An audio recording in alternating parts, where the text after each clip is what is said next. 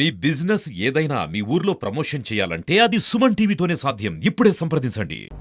ఈరోజు వైఎస్ఆర్ కాంగ్రెస్ పార్టీ కోసము నా కోసము పనిచేసిన ప్రతి ఒక్క కార్యకర్త, ప్రతి ఒక్క నాయకుడు, ప్రజలు అందరికీ కూడా పేరు పేరు ధన్యవాదాలు తెలియజేసుకుంటున్నాను. It's a big question. And గెలిచినటువంటి సత్యకుమార్ కూడా ధన్యవాదాలు తెలియజేసుకుంటున్నాను. కంగ్రాచులేషన్స్. ఇట్స్ బిగ్ క్వశ్చన్ నాకు, అసలు ఎక్కడ ఏమి చేశాము అని. అంటే ఓవరాల్గా కూడా రాష్ట్ర ప్రభుత్వం కావచ్చు, నేను కావచ్చు,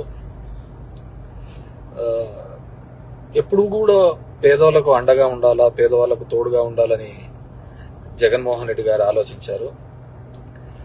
నేను అదే విధంగా ఆలోచించిన ఈ 5 years అయితే అసలుకు నేను ఎక్కడన్నా విజయవాడ అలాంటి ప్రాంతాలకు పోయి రాత్రి 2 గంటలకు వచ్చినా కానీ మళ్ళీ పొద్దున్నే 7 గంటలకల్లా లేచి ఇంటింటికి వెళ్ళి తిరగడం జరిగింది. వెల్ఫేర్తో పాటు డెవలప్మెంట్ చేయడం జరిగింది. అన్నీ చేసిన. కేవలం 2 నెలల్లో వచ్చి అసలు అతను ఎవరో తెలియదు, పాడు తెలియదు. ఎక్కడైనా పోయి మామూలుగా జనరల్గా పోయి కూర్చొని నిలవన్నా కానీ ఎవరు జనాలు కనుక్కోలేరు. దీంట్లో మరి ఐ ఫీల్ రియల్లీ సాడ్, బాధ అనిపించేస్తుంది నిజంగా. ఎందుకంటే అరే ఏంది మనం ఇంత కష్టపడి, మగ్గమ్మ వాళ్ళు సూసైడ్ చేసుకుంటే ఎంటబడి భిక్షాటం చేసి డబ్బులు ఇచ్చినాము, నీళ్లు లేక అల్లాడిపోతుంటే తాగునీళ్ళు ఇచ్చినాము, రోడ్లు లేదంటే రోడ్లు ఇచ్చినాము, ఎన్ని కావాలన్నీ చేసినాము. So I feel really very bad. So నిజాయితీగా ఉంటే సరిపోదు, కేవలం అబద్ధాల మీదే బతుకుతేనే బాగుంటుందనే ఆలోచన ఉందేమో తెలియదు, కానీ మనం అది ఆడలేకపోయినాం. ప్రతిసారి కూడా ఇంటికి వచ్చిన ఎవరికే కానీ ఇబ్బంది పెట్టకూడదు, న్యాయం చేయాలనే ఒక ఆలోచన ధోరణితోనే పనిచేసుకుంటూ రావడం జరిగింది. కానీ దురదృష్టం, అదే జగన్మోహన్ రెడ్డి కూడా అంతే. మొట్టమొదటిసారి ఒక నాయకుడు పేదవాళ్ళకు మేలు జరగాలి అని ఆలోచించాడు. మేబీ సంక్షేమం ఎక్కువగా చేసి ఉండొచ్చు, ఎప్పుడు లేనంత. అంత మాత్రాన అభివృద్ధి జరగలేదు అనేది మాత్రం అబద్ధమే కదా. మీ గ్రామాల్లో ఉన్న సచివాలయాలు కావచ్చు, హాస్పిటల్స్ కావచ్చు, అసలు అవినీతి లేకుండా జరగడం ఏంది? ఇంతకుముందు ఏ విధంగా ఉండేది, ఇప్పుడు ఏ విధంగా ఉండేది, వాటిని కూడా చూడలేకపోవడము దురదృష్టకరమే అనుకోవాలి. సో ఏదేమైనప్పటికీ కూడా నేను దగ్గర ఒక పోస్టల్ బ్యాలెట్తో చూసుకుంటే 2600 ఎంతతో ఓడిపోవడం జరిగింది. ధర్మవరం పట్టణంలోనే ఎప్పుడు నేను నిరంతరము ఎప్పుడు అందుబాటులోనే ఉంటాను. అయినా కానీ తెలుసు మరి ఏమి వాళ్ళకు నచ్చిందో, కొత్తగా వచ్చింది, ఏమి నన్ను ద్వేషించినారో, ఏదైనా కూడా ఇది నాకు ఒక ఏ రాజకీయ పార్టీకైనా ఇది ఒక గుణపాఠం లాగానే. ఎందుకంటే ఇంతకుముందు జగన్ రెడ్డి గారు ప్రెస్ మీట్లో చెప్పినట్టు అంతమందికి ఒక మేనిఫెస్టో చెప్పి ఆ మేనిఫెస్టోలో 99% చెయ్యాలి అనే ఆలోచన. ఎందుకంటే ఇంతకుముందు చెప్పిన వాళ్ళందరూ మర్చిపోయే వాళ్ళు, పక్కన పడేసేవాళ్ళు.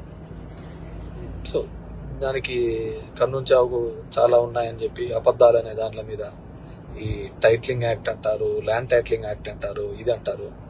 అరే కొద్దిగా కామన్ సెన్స్గా ఆలోచించారు. గవర్నమెంట్ ఇచ్చిన ఇంటి పట్టాలకే రిజిస్ట్రేషన్ డాక్యుమెంట్లు ఇచ్చినాడు.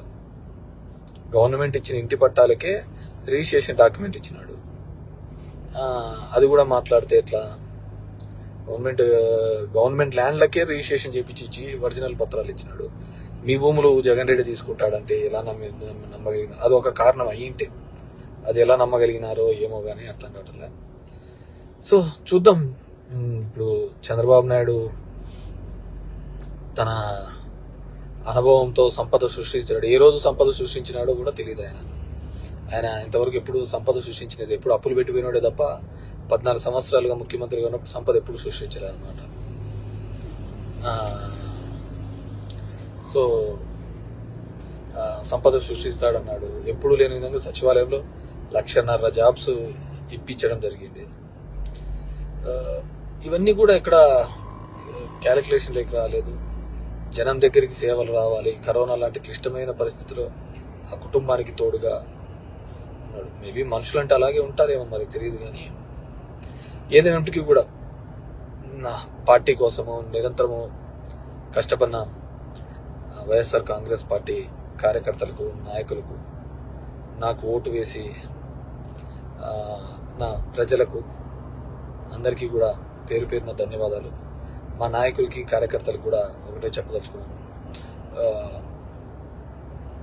ఊర్లో చిల్లర అన్నీ కూడా చేస్తూ ఉంటారు, కానీ లెక్క ఎప్పటికీ తప్పదు. లెక్కలు ప్రతి ఒక్కరు ఉంటాయి. కాబట్టి అందరూ కూడా సమన్వయంతో ఉండండి. మనం ఎవరికే కానీ చెడుపు చేసినది లేదు, ఇది లేదు. మన గడప శత్రువు తొక్కినా ఆ శత్రువుకు మంచి చేసేది తప్ప చెడు చేయలేదు అనమాట. సరే, కొన్ని అనివార్య కారణాల వల్ల మనం ఓడిపోయి ఉండొచ్చు.